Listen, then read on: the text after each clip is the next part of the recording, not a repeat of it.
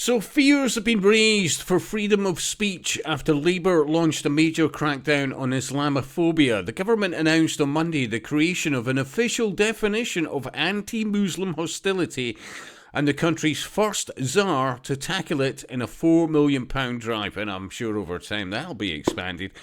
And the question you've got to ask yourself is, why isn't Christians afforded the same courtesies, if that's the case?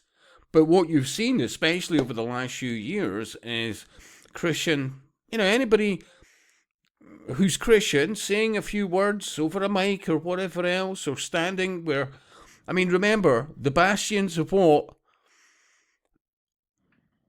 British society has always been about is free speech. Well, until lately. But to ban and harass and arrest Christian preachers for literally, reading the Bible, for example. I know it triggers a lot of occultists, absolutely, yeah. I'm not saying I'm a Christian. What I'm noticing is the two-tier aspect of what's going on. And while, I can't be on my own that's noticed... have you ever noticed the amount of Christian churches, especially over Europe over the last few decades, that have been burnt down, as an example? And then, of course, add to that, through the media in no small way, the demonizing of anything to do with Christianity. The promotion through media, film, and all the rest of it of do what thou wilt, yeah? And, of course, the demonization of... Christian values, full stop. While at the same time encouraging and funding, in many instances, the promotion of people coming into the UK who do not share our values at all, have a very different set of beliefs, very different, yeah.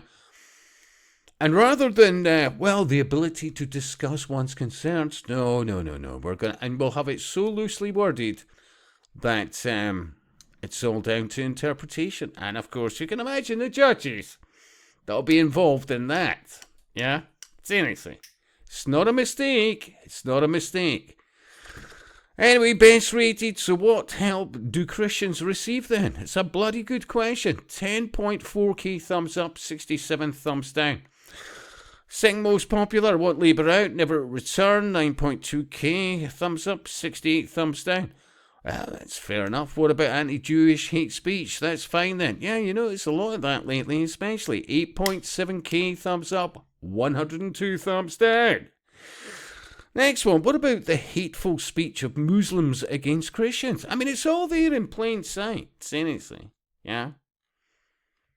And have you noticed, even within the churches, Church of England, Church of Scotland, various others, how many properties they've put up for sale, encouraged to be developed into housing, everything else except nurturing. One of the things that made us so successful as Western nations. Yeah? Meanwhile, under fair use, let me play you some of this. Goes up with hundreds of Muslims daily. It's not meant to be open under any circumstances. What we have proved in our investigation should lead and could lead to criminal charges, multiple fines, and the insurance policy being void. It is one of two former churches approved by the SNP and Lib Dem Council to be turned into mosques in a 5-minute walk.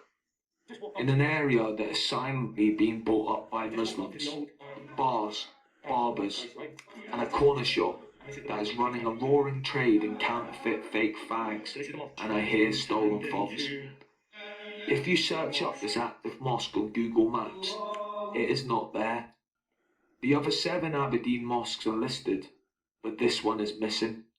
On the internet, there is not one single story or post about this place being open.